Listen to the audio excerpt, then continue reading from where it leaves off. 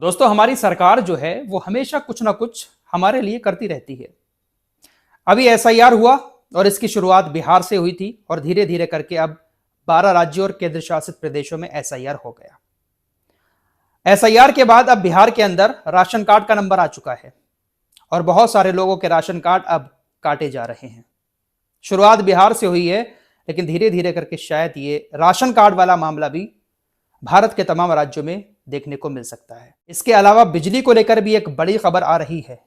बहुत जल्द पूरे देश के अंदर बिजली के जो दाम हैं वो अलग अलग टाइम में अलग अलग हो सकते हैं। केंद्र सरकार की तरफ से इस योजना को लागू कर दिया गया है, लेकिन धीरे धीरे करके अब ये हर राज्य में लागू की जाएगी। इस पर भी डिटेल से बात करूंगा, लेकिन पहले थोड़ी सी खबर आपको मिडिल ईस्ट की दिए देता हूं। अभी इसी साल इजराइल और ईरान के बीच 12 दिन जंग चली थी, आप सभी को मालूम ही है। इजराइल के ऊपर ईरान ने बहुत सारी मिसाइलें दागी। इजराइल को बहुत बड़ा नुकसान भी हुआ। बदले में इजराइल ने भी बहुत सारे हमले ईरान के ऊपर किए। अमेरिका भी आ गया था परमाणु ठिकानों पर। अमेरिका ने भी अपने B-2 बॉम्बर से हमले किए थे। सारी चीजें आप लोगों को मैं उस टाइम में बता चुका हूं। इजराइल के अंदर बहुत बड़ा नुकसान हुआ। बहुत बड़े पैमाने पर इजराइल के हथियार भी तबाह हुए और इस बात को इजराइल ने कबूल भी किया। लेकिन आप तो जानते ही हैं कि इजराइल वो देश है जो दुनिया भर में अपने आप को सबसे ताकतवर बताता है। ईरान ही एक ऐसा देश था आज तक इतिहास में जिसने इजराइल को इतनी तगड़ी चोट दी। अब अपनी चोट पर मरहम तो लगाना ही था इजराइल को। उस वक्त इजराइल ने ईरान के ऊपर हमले करके जो आंकड़े रखे दुनिया के सामने वो बहुत बड़े थे। इजराइल ने उस वक्त दावा किया था कि हमने ईरान के ऊपर जो हमले किए हैं उसमें ईरान को इतना नुकसान हुआ है, कितना नुकसान तो हमारा भी नहीं हुआ है, हमने उसके बड़े बड़े मिसाइल अड्डों को तबाह कर दिया। लेकिन अब इजराइल की तरफ से यह कबूल किया जा रहा है। इजराइल के तमाम बड़े बड़े मीडिया इस बात को कबूल कर रहे हैं कि इजराइल ने ईरान के ऊपर जो हमले किए थे, हमले करने के बाद इजराइल की तरफ से जो नुकसान बताया गया था कि हमने ईरान का इतना नुकसान कर दिया, वो नुकसान उतना नहीं था बल्कि बहुत कम था।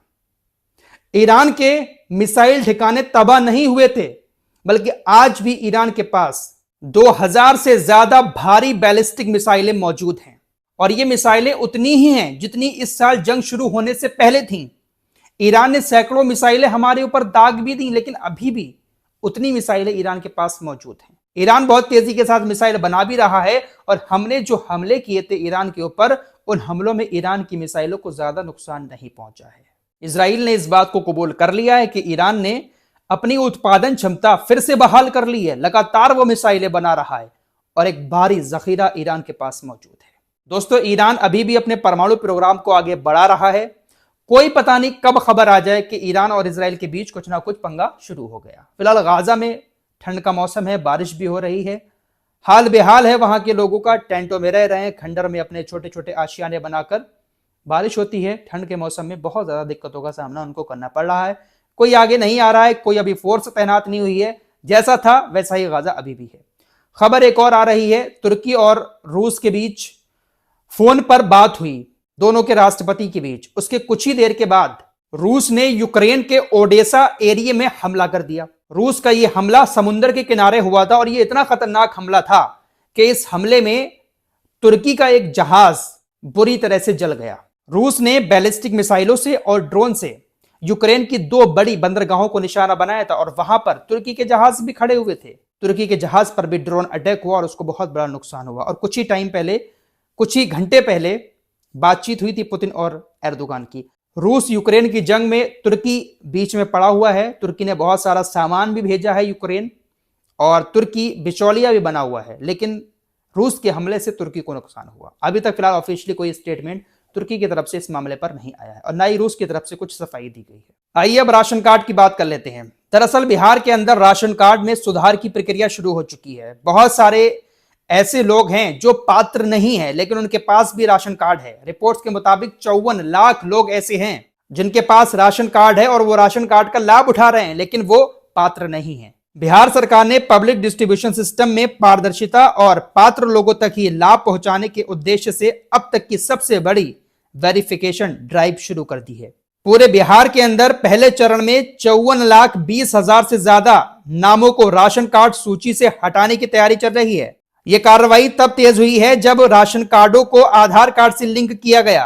कई विभागों के रिकॉर्ड मिलान के बाद बड़े पैमाने पर गड़बड़ियां सामने आई हैं। राशन कार्ड की भी ई-केवाईसी हो रही है, आधार कार्ड से लिंक किया जा रहा है।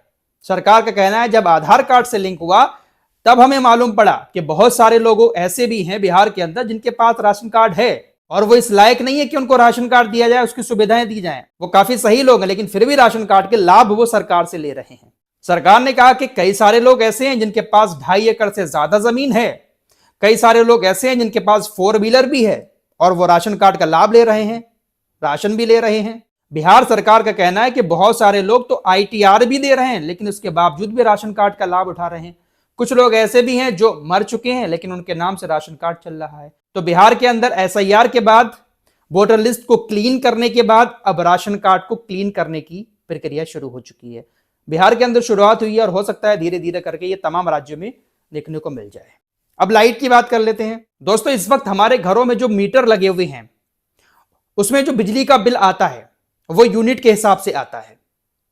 24 घंटे में हम जितना भी बिजली यूज करते हैं, जितना भी यूनिट यूज करेंगे उसी के हिसाब से हमारा बिल आता है। कहीं पर 5 रुपए, कहीं पर 5.5 रुपए यूनिट, कहीं पर 6-7 रुपए तक यूनिट है।